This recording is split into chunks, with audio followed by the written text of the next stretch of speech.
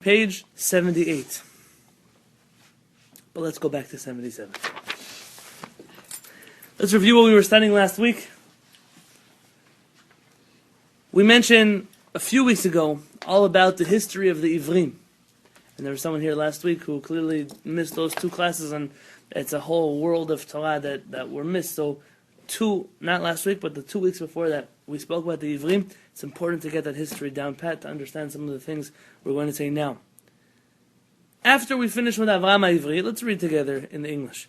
The rabbi said, on page 77, the rabbi said, furthermore, Avraham himself lived during the generation of the dispersion, the Dor HaPalaga. He and his family retained the language of his grandfather Ever, and hence he required the title Ivri. He became an Ivri, for the very simple reason that he spoke the language of his father, Ever, which is called Ivrit. People today have coined a new term, Lashon Kodesh. It's a new word. It's not Hebrew, it's holy tongue. The Chazal didn't use such a word, holy tongue. They never referred to anything as a holy tongue. It was Ivrit, and there was Ivrit. The only thing which was referred to as Lashon HaKodesh was that which the Torah was written in. For a very simple reason. The words in the Torah are more than just a language. Every letter means something, every crown means something, every vowel means something, the way it's written means something. In Ivrit is a language. Not every letter means something.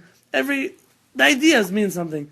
And therefore, today you have people who say, we don't speak Ivrit, we speak Lashon Kodesh. That's what they do. Okay, good for them. They're going to have a hard time when they come back to Israel. So, Avraham Avinu spoke Hebrew. Moshe lived 400 years later, when the world was replete with scientific wisdom of the heavens and the earth. In this setting, he came to Paro and to the wise men of Egypt. Why is it so important for Rabbi Yonatan Halevy to tell us that the people there were knowledgeable in science and all kinds of wisdoms? We mentioned this last week. Why was it so important?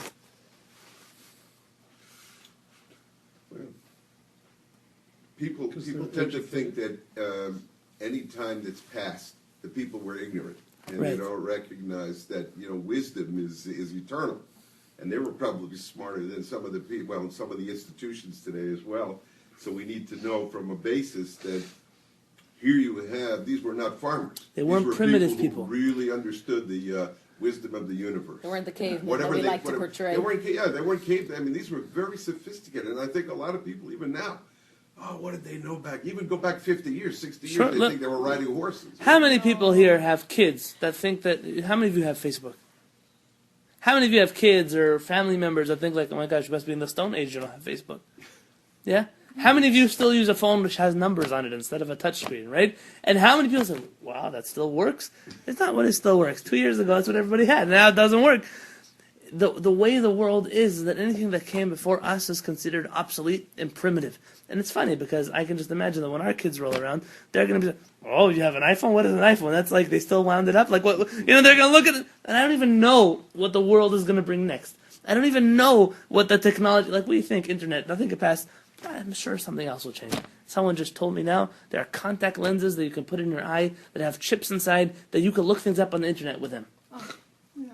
They're in your eye. Google's making this. Now, I'm a diabetic. They have some now that can measure from your tears your blood sugar. Wow. I just heard about that. Wow. Instead of having to prick yourself every day. I mean, right, exactly. I punched, check the blood sugar. To cry every day? So look at this. The world, it just keeps moving forward. But just because the world keeps moving forward doesn't mean that people of yesterday were primitive. That's why when we study in history, wow, how do they build those pyramids? It's not so surprising that people were able to build pyramids. They maybe worked harder than we did. They didn't have cranes, they didn't have, machine tools and all kinds of, they just had to work hard. That doesn't mean they were any less intelligent. They weren't cavemen who were, beating their chest and muttering intelligible words. They were people who actually knew something. They were scientific.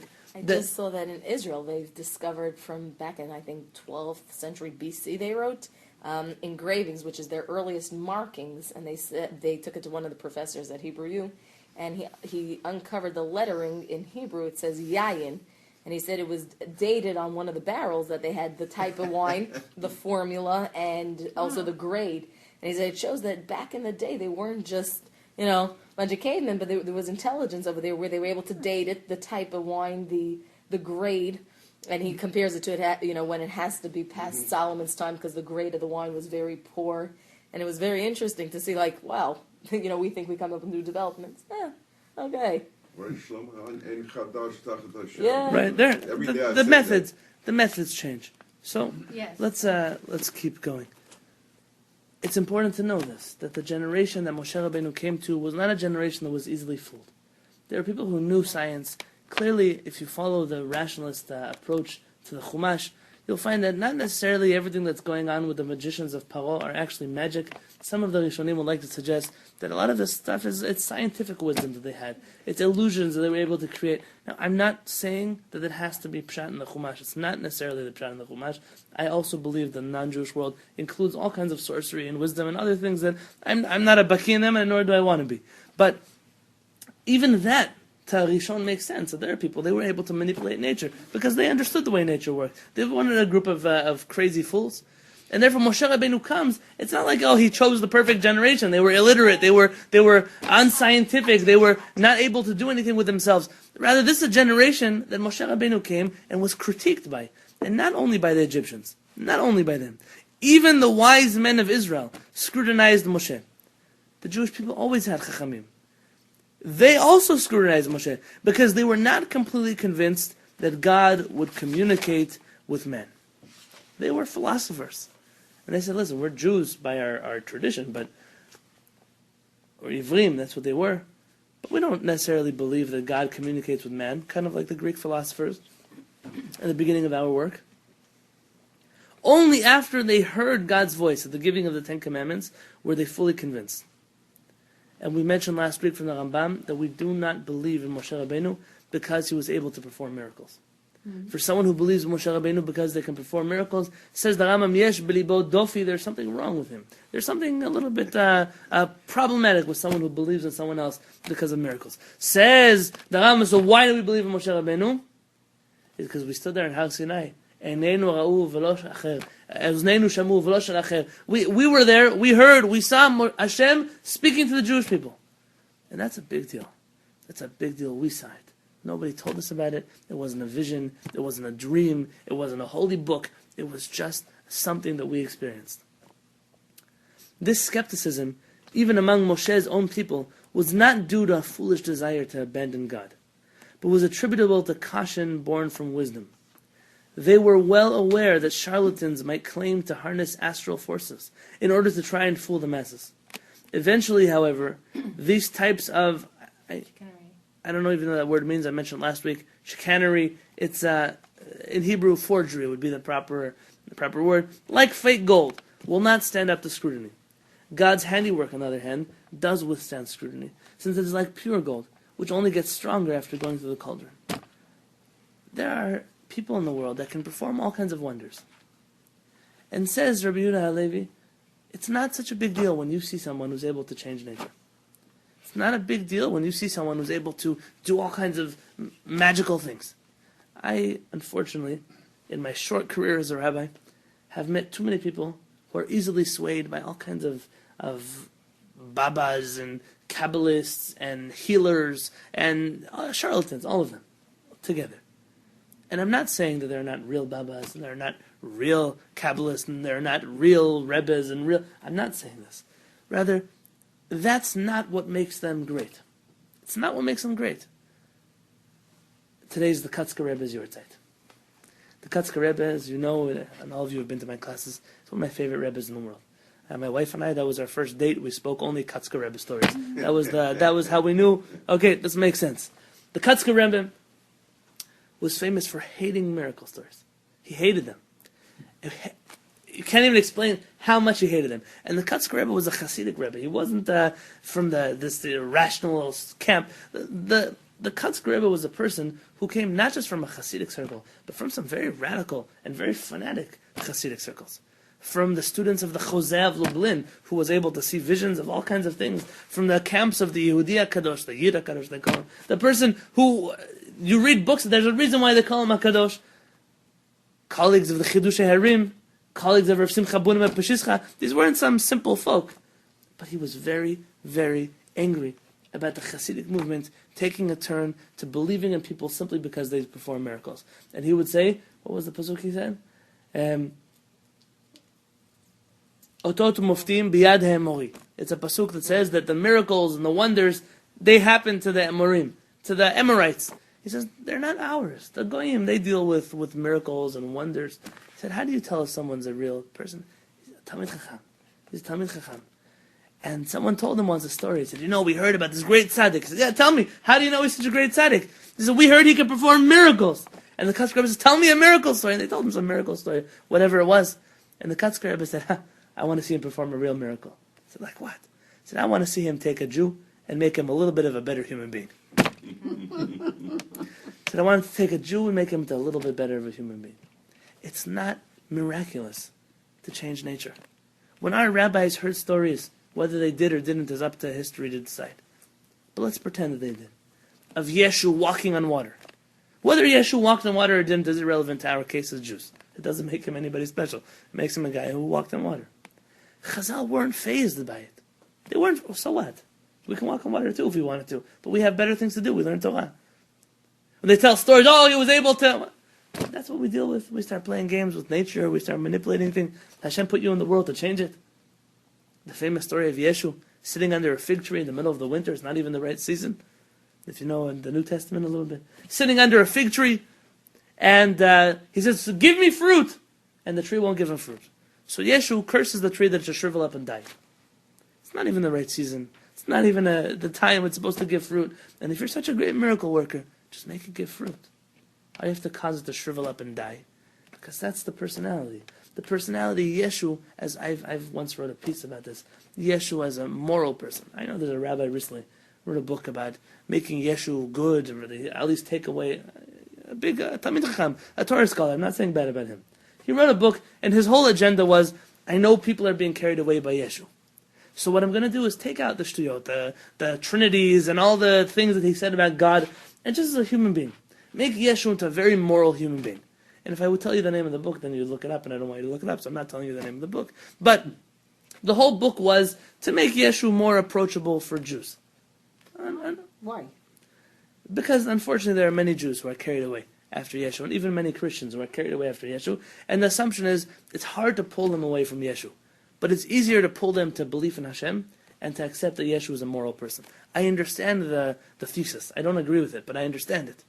And I remember looking at this, and I didn't read the book. I didn't. It's kind of, just the title kept me away. I read selected parts of it that he himself published. And I said, Yeshu, it's a mistake. Yeshu is a person who is rotten from his core. Yeshu is a person who is mikulkal. He's an ugly person from his root. Not because he was a mamzer, not because he was I don't care about where he came from and who his mother slept with. That doesn't make a difference to me. Yeshu was mikulkal because of the way he lived his life. You see the way Yeshu treats people. Namely, goyim. The way Yeshu treats non-Jews should make any Christian throw a Bible into the fire and run for their lives. Yeshu hated non-Jews. Hated them. And not because he was a Jew, because he was crazy. Yeshu refused to bless people who were not Jewish. Because you can't give blessings to non-Jews. Because they don't deserve to live. Yeshu, the same one that they believe in. The story is twice in the New Testament, the story. In different forms and different names, but the story is true. As a person, he was mekulkal. So when you see him curse a tree, of course he's not going to bless that it should give fruit. You would only expect that from a person who's humble, from a person who cares, from a person who has a connection to Hashem, not from a person who's connected only to himself. And I don't normally sit here and bash Avodah Zarah. It's not my place. But there are things we should know. And we come to the world, and people make, this guy is a big tzaddik. How is he a tzaddik? And they start to tell me stories. It's this guy, he saw him, he can make him walk. This one has a bottle of wine. This one, everyone's got a story. And I look at it, of course, I'm sure there are people in the world who can make people handicapped walk. There are such people in the world. I'm sure there are people like that, even not Jews. Because the Torah tells us that a non-Jew has the power to perform miracles. Of course. If a non-Jew has the power to perform miracles, it doesn't mean that everything he says, I'm going to believe him. We didn't become great so we could perform miracles. We became great so that we could live a life of Torah. So we could let Kedusha, holiness, permeate the world. There are, yeah, I'll tell you, I have a book that I brought today. This book is called Ben Or Lechoshech, Between Light and Dark, or Lightness and Darkness. It's not a book on racism, it's a book by Rabbi Shlomo Aviner, and it's titled Ben Chachamim Amitiyim, to differentiate between true Torah scholars, La'admorim Mezuyafim, and fake rebbes. That was the title of the book. Unfortunately, more in Israel than in America. For the very simple reason that in Israel, spirituality and holiness are natural. In Chutz La'aretz, it's very hard. It's very hard to find people who are natural and spiritual. Most people aren't.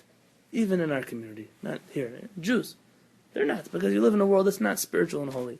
In Israel, every guy thinks he's Yeshua, every guy thinks he's Mashiach, every guy thinks he's this, because it's normal that in Israel, the world is permeated to the level of holiness that it can drive people crazy, and it can also make people great. And you have this fad of people who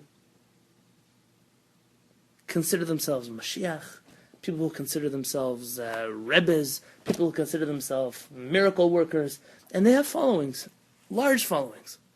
And the one thing they've never done is proven themselves as Torah scholars. It's great that you can perform miracles, but you've never published a book before.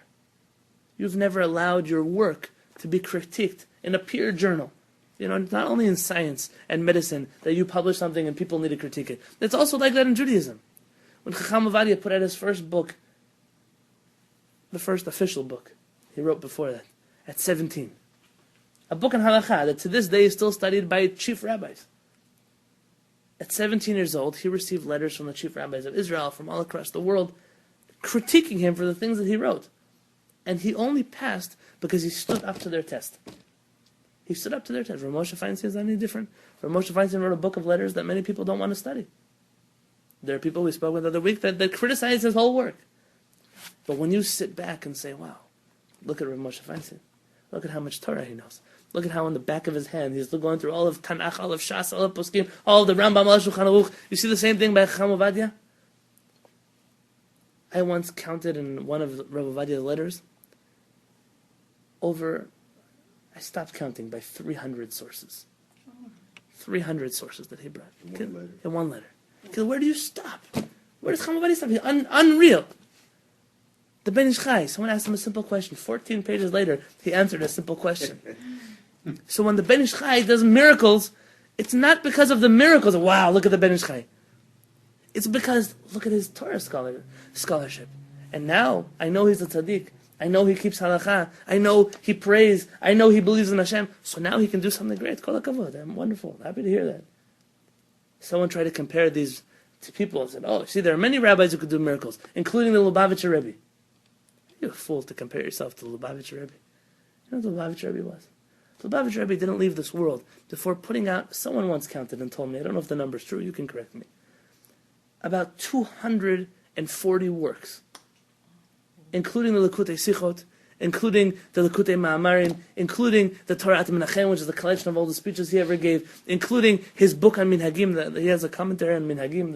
Nobody studies it. I once found it in Israel, and nobody's ever, I don't know where it came from. The Lubavitch Rebbe has writings on the Gemara, 2 volumes, which I've never found printed. I went to Chabad stores all over Israel to look for them. I couldn't find them, but they exist. The Lubavitch Rebbe was once told that Lubavitchers don't know how to learn Torah, so in one night he published a book.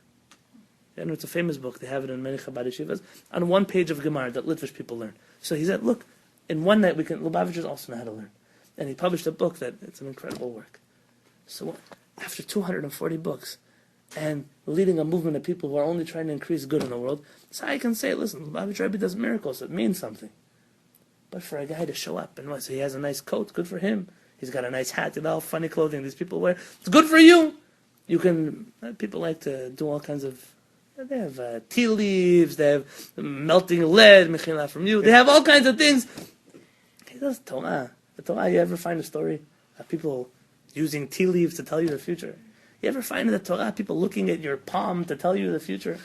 You find the Arizal. The Arizal was able to look at a person's forehead. And the Arizal looked at a person's forehead, and he was able to tell you everything you've done in your life.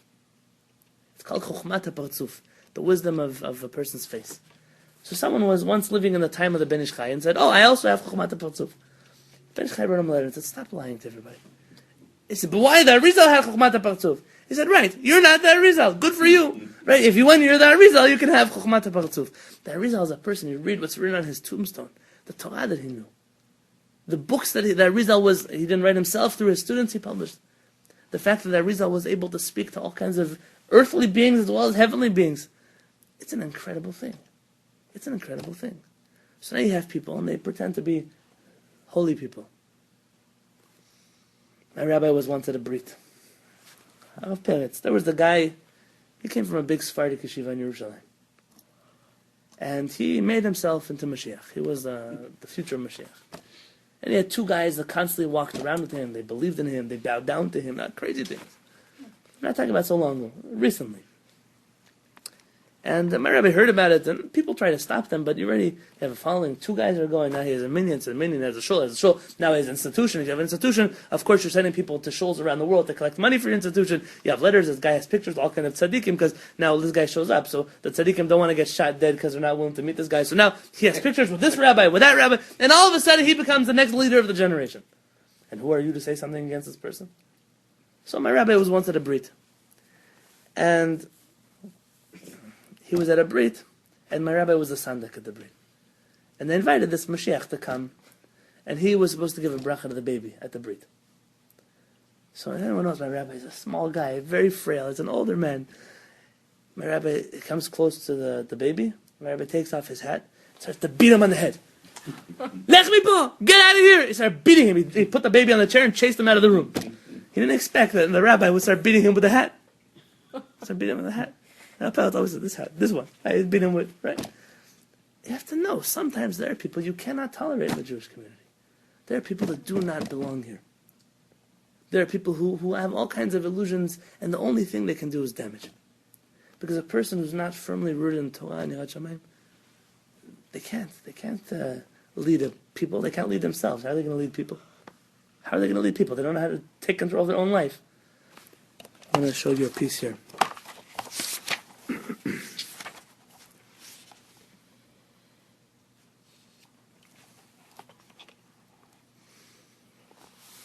The Zohar tells us in Parshat Truma, on page 128, the Zohar says that Ruach HaKodesh is a very high level to reach. It's a very high level to reach. I have a book on how to reach Ruach HaKodesh. It's called Sefer HaBrit HaShalem, written by a famous Kabbalist, Rabbi Pinchas Eliyahu of Vilna. My rabbi told me once I should learn it. I got through like 3 pages and stopped. This is an introduction to the book of Ruach HaKodesh, written by Rav Chaim Vital in the name of the Arizal. This is an introduction. Now, the book of Rav Chaim Vital is like this big. And the book of the Sefer Luchot HaBrit is like 1.5 times the size of your Kuzari. It's an introduction to the introduction to receiving Ruach HaKodesh. And in there, you read that Arizal tells you. Now, Ruach HaKodesh is not so special to have divine, what's the word they use in English? Inspiration. Divine inspiration. It's not such a big deal. I mean, this person is barely after a tzaddik. A Navi, a prophet, it's a big deal. Ruach HaKodesh is like it's almost a joke in the eyes of the Kabbalists to have Ruach HaKodesh. For us, it's not. For them, it is. To have Ruach HaKodesh, you have to be proficient in Torah, back and forth. Everything. You're talking about everything written.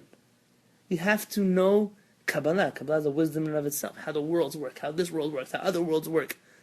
You have to be knowledgeable in science, but not little science. Geography, astrology, you have to know archaeology, you have to know about plants, about animals, you have to know all kinds of things. And only after all these things, then you have to study philosophy, also the non-Jewish philosophy, after which you have to study, the book's a long book, only after which you can approach the introduction to Ruach HaKodesh. And the people who reach that level are not as common as people would like to believe. And most of the people who say they pretend. They pretend. So what do you do with these people? Says the Zohar, it's very hard to reach Ruach HaKodesh. But Ruach HaTumah, the spirit of impurity, is cheap. The Zohar says, Chinam. They give it out for free. The Zohar says the Satan, whatever you understand these concepts, he loves when people become sorcerers. He loves when people use his kochot. He said he gives it out for free. He said he uses them for other things. He makes them do certain things. But of course, it's It's a big deal. It's easy to become a sorcerer. You want to sign up for it. The Ben Ish Chai writes in his generation, people were sacrificing things to demons all day long. Jewish housewives. The Ben Ish Chai writes, it was part of the Jewish culture. Really? You're talking about 100 years ago, not the 1,000 years ago. 100 years ago. There's still people that I know. I was on someone's house. I said, you're crazy. The guy's in Kola. He's an Oved Avodah Zarah, his wife. It's a crazy thing. Okay, so let's continue. The Zohar says, after the Zohar,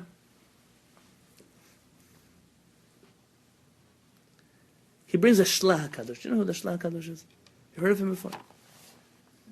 Mm-hmm. The Shlah HaKadosh, its acronym for Shlah is Shnei Luchot Habrit, the two tablets that were given. The Shlah is the name of a rabbi, Rabbi Horowitz. He was one of the giants of Ashkenaz. He was an Ashkenazi Kabbalist who came to Israel, and much of the Ashkenazi practice in Israel follows Sephardic tradition. Because the Shlah Kadosh came to Israel and agreed that now we're in the domain of the Zohar, the domain of Rabbi Yosef Karo, and he brought many customs that were Sephardic in origin to the Ashkenazi community who lived in Israel. The Shlah Kadosh was a giant, a tzaddik who he lived in Rabbi Yosef Karo's generation. His tombstone is right near the Rambam. Yes. So the Shlah Kadosh lived in the generation of Rabbi Yosef Karo. Here, Tveria. It's Tveria. They're both in Tveria. Tveria. So they're walking distance. Well, I had, with Josh, Phil and I were there, so Josh upset me with something, and I said to him, I'm not going to talk to you, go over and say Kehillat over there. So who was it? It was, Rabbi Meir Balanese? no. the wife of Rabbi Akiva. No, it was right on the top there. I'm trying to think of who it was. Old brain already, right? But it happened to be his yurt site that day when I told him to go say it there. Wow. But Wow. I'll think of Rabbi who it was. Akiva, maybe? It wasn't Rabbi The Akiva. Rambam. No, it wasn't Rambam either. Interesting. Who else is up on top there? A lot of the women were coming, young girls were coming to The play Ramchal? there. Oh, Amuka. No, not Amuka. No. The Ramchal, maybe. Reb Moshe Chaim Reb Chaim Lutzato. Luzzatto, that's what it was. Oh. He's on the top of the mountain. Yeah, so we were up there. Right. So I knew he was upset. I said, don't talk. Wow. We go over and do Tehillim and that Kevri, then we'll talk afterwards. So I actually skipped the Ramchal. It's good you mentioned him. Maybe Oh. the Ramchal wanted to be mentioned. The Ramchal writes that a Navi Sheker, a false prophet, knows that he's a false prophet. That's his theory.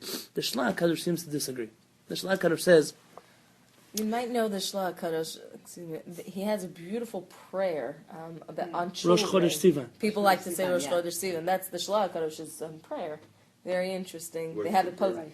It talks about why the two mitzvot of man is to fill the world and and to teach Torah. And it's a whole prayer for good children, not just children, but good children. So people have a custom of saying it. I guess his yortzeit must be Erev Sivan, Rosh Chodesh Sivan, which is probably why they say it. This is Kiyesh Sod, says the Shlah. There's a secret. Binviei HaSheker. In false prophets. Shitnabu v'hayo hayu svurim shomrim emet. They actually thought that they were telling the truth when they prophesied. V'inyan haya, and the idea behind it is, ki mitzad chatam shiardu le'omek ha'klipa, because of their sins, they reached the lowest levels of, the Kabbalists call it klipa, right? The lowest levels of sin that they could reach. V'diber imahem ruach hatuma, and the ruach hatuma spoke to them, this evil, impure spirit. V'ta'u, they were mistaken. V'savru ruach hakodesh, and they thought that it was ruach hakodesh. Says the Shlah HaKadosh that holy people know how to differentiate between a pure and a clean spirit that speaks to them and an impure, unclean spirit that speaks to them. So, but these people are so full of filth, they're so full of sin that they've reached the lowest levels that they can't even differentiate. So it's not that they're trying to lie to the world. They really believe that they're Mashiach. They really believe that they're prophets of Sheker. They really believe that they're the leaders of the generation. And they will do anything that it takes to prove to the world, God forbid, you shouldn't leave Torah, you shouldn't leave me, you shouldn't leave us. We're the holiest people around. And Rav Kook actually writes in one of his letters that just like you have an obligation when a prophet speaks to you, you know the halachot, you have to criticize him, like they're doing to Moshe Rabbeinu here. You have to criticize a prophet. Is he right? Is it not right? Is it true? Is it from Hashem? Is it not from Hashem? He says, so too a prophet has a halachic requirement when he receives prophecy to differentiate between whether he's receiving a holy prophecy or an unholy prophecy. Now, we haven't gotten into the world of prophecy or how you differentiate between the things. It's not what I came to deal with tonight. But I can tell you there are stories, and the stories are too numerous to tell here, of people, some names you've heard of, some names you haven't heard of, and none of which I'm going to mention today, who consider themselves the leaders of the generations. They have levels of chutzpah that are tremendous. They're illiterate. They're not knowledgeable in Jewish texts. They're not keepers of the Torah and mitzvot, but the masses run after them. Run after them. I have a rule whenever someone comes and tells me they're a Kabbalist or they deal with Kabbalah, I already stay away from them. But it's unfortunate because there are people who really deal with Kabbalah. There are people who are really holy and really, I'm not taking it away from them. But they have to be real. You don't start with Kabbalah. You don't start, it's not where you, Kabbalah is where you end. It's not where you start. The Rambam, before he died, made it to Israel, he started learning Kabbalah. The Rambam, at the end of his life. Now, and not many of us can surpass the Rambam. It blows my mind how in some Jewish places, people yesterday, they weren't religious, today they're already studying works of Kabbalah. So what kind of world? Madonna could do it, so could I. No. Unfortunately, that's where the world has You know, reached. Madonna, she's also studying Kabbalah. We live in very scary times. And I ask you, wherever you go, Israel, America, you hear of a righteous person, don't doubt people. Don't assume that every rabbi is a charlatan and that every Torah scholar is fake. But the way you judge people according to the Torah is not by the amount of miracles they can perform. Not the fact that they can tell you your past, not the fact that they can tell you all the sins you did and what happened to your grandmother. And of course, the Goyim have these things too. We don't necessarily deny that Goyim can speak with the dead. That they're, these people, what do they call them? Necromancers. Yeah, well, they have a word for them. Telekinetic, telepathic, whatever words. They speak to the dead and all kinds of souls. Let's pretend that they have a way to do it, right? Talk about it in this week's parsha. There are also ways to do these things in a real fashion, through sorcery. So what? So what? I don't need to know what happened yesterday. I need leaders who can teach me how to go into the future.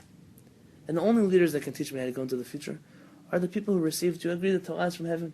Torah is min HaShamayim. So the people who are min HaShamayim, the people who are appointed by heaven, are the people who spend their entire life studying Torah. They're the ones who live the Torah. They're the ones who embody the Torah. Not the ones who embody bottles of wine and red bracelets and amulets and magic keys and all kinds of shtuyot. It could be that you have a Torah scholar who has reached levels of holiness where he's able to do things with red strings. Could be, I'm not against. But at the end of the day, not every charlatan is a tzaddik. Not every liar is a Kabbalist. Not every wonder worker is a Rebbe, is a Hasidic, a master. Not everyone is like that. And the only measuring stick we have is how knowledgeable are they in the world of Torah, in the world of Torah mitzvot. And how do you do that? I don't know how you know that. I don't know. Make sure that before you go to a Kabbalist, before you go to a Baba, before you go to somebody, I don't know what you want to call him, make sure you ask a posek first. Go to a posek. Someone who renders halachic decisions. Find yourself an Av Bedin, someone who's sitting on a Bedin and say, can I go to this Kabbalist to receive a blessing? And very often you'll find the answer is no. And sometimes you'll find the answer is yes, because that person is already renowned, even in the halachic circles. The Baba Sali, I try to make this point every year by the Baba Sali's yahrzeit, was not a miracle worker. He could do miracles, that wasn't why he's great. The Baba Sali was great because he was a Torah scholar, of proportions that people don't even comprehend. Rav Yitzchak Kaduri, and Rav Shalom. And we'll end off with the story, I know I'm over time. Rav Yitzchak Kaduri, Rav Kaduri was at a wedding. I heard the story from somebody who is connected to Rav Kaduri. Rav Kaduri and Chacham Ovadia would go places very often together. Rav Ovadia Yosef and Rav Kaduri. Rav Kaduri was the eldest Kabbalist of Jerusalem. His father was Rav Salman. His teacher was Rav Salman Eliyahu, who was the father of Rav Mordechai Eliyahu. That's who he was. A student of the Ben Ish Chai. Big people.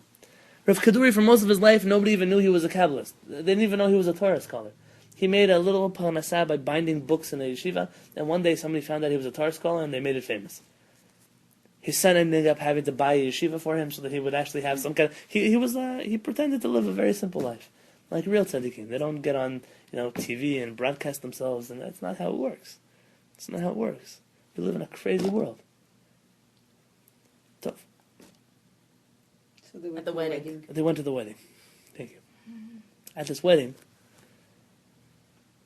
Chacham Ovadia had met a boy who was in a wheelchair. And he said he was having a problem with his legs, and he went to get a blessing, and things only kept getting worse and worse and worse, and he needs help. So Chacham Ovadia immediately brought him to Rav Kaduri, who was at the same wedding. Rav Kaduri looks at him, Rav Kuzari passed away. It was at 110, 113. He was by Lubavitch Rebbe many times. Rav Kuzari looked at this boy and said, "Who gave you a bracha?" Who gave you a bracha? He said, "Who gave you a bracha?" He told him the name. He said, I started screaming, "Oy vey voy! Hashem should help you!" He said, "What happened?" He said, "He's crippled your neshama. He's crippled your neshama." He said, "He's switched your neshama with other forces." I'm far from these things. I'm far from these things. Rav Kuzari took him outside, took a few Talmidei Chachamim, put him in a room for hours. They were doing yichudim, whatever yichudim are. You could discuss it with your local Orthodox rabbi. And after a few days, this boy was walking again. The boy was walking again. I met a Kabbalist in Yerushalayim. A big Talmid Chacham, a Torah scholar. We didn't know he was a Kabbalist until someone mentioned it to us. Here's a story which is too long to tell tonight. But a boy who came from Algeria, came to Israel. Turns out that there were these doctors, the soul doctors, that would go around in these countries, and they would literally steal people's neshamot. Whatever that means. They would switch neshamot. The Zohar talks about these things. It's not a new concept. And Rav Mordechai Eliyahu had to fly in to help this person recover. It was crazy things that happened. And the request is, make sure that you go to someone who's a Talmid Chacham. Not a Baba, not a Kabbalist, not a miracle worker, not a healer, not a energy doctor. Everyone has a new name for what he does. And I'll tell you the rule. How do you know the rule? The measuring stick? I asked the Kalef Rebbe once. And the Kalef Rebbe pulled out a Chumash and he told me like this. Look in the Parsha of Bilam. Balak, but it's the Parsha of Bilam. Who was Bilam? He was a sorcerer. That's what he was. He was a prophet. He was a prophet, but he used kochot. It wasn't a holy guy, Bilam. No. Bilam has one demand in order to fulfill his sorcery, his needs. He has to have one requirement in order to do what it is that he needs to do. What does he ask for? What does he demand? What? Build an altar. No. Im yimale beti kesef v'zahav. If he fills my house with gold and silver, then I'll perform sorcery for him. Says the Kalef Rebbe that people need money in order to be a sorcerer. They need money in order to do sorcery. And the people who demand money in order to give blessings, the people who demand money in order to see you, the people who demand money in order to come to your, whatever they demand money for. These people, some of them might just be fundraising for yeshiva. Could be, I'm not. But it's something you stay away with from a 100-foot pole, not a 10-foot pole. There are thousands of tzaddikim who don't take money to see you. Chacham Ovadia Yosef never took a penny for someone to sit in his office. The Lubavitch Rebbe met tens of thousands of people in his life. He gave them money. He gave them money, right? He gave them money. My rabbi, Baruch Hashem, never took a cent. The Kalef Rebbe, you can't even if you want to pay him. The stolen Rebbe, his time is so valuable. He makes like half an hour windows to see people. And the half an hour, you can imagine that the guy with the most money is going to get in. Doesn't make a difference. Whoever comes first and stands in line first, he's the one who gets in. There are tzaddikim in this world who do not demand money.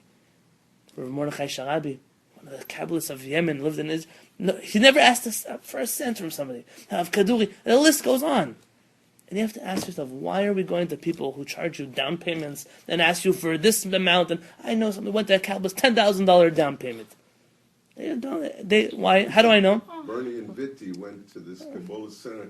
They wanted to have a kid, adopt a kid. They said, you pay $10,000, They got a dog instead. you'll never get it. I thought Bernie was going to pop a blood vessel. So there are times and there are places and there are people, and I can tell you that the world only gets scarier. And I know the story because someone came to my rabbi and asked him for a blessing. He said, I'll give you a blessing. I said, no, but we want like a Kabbalistic blessing. Okay, I'll give you a Kabbalistic blessing. He said, okay, so we need to pay you for it. We want an amulet or something. I said, I don't write amulets. I'm a Torah scholar, not a Baba.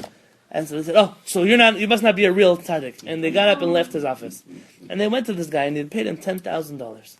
And then another $8,000 on top of it. And nothing, he said, happened, of course, because he's a charlatan. And the whole world still believes in this other tzaddik. The whole world. Somebody famous. I'm not speaking his name. And I can tell you the world is a scary place.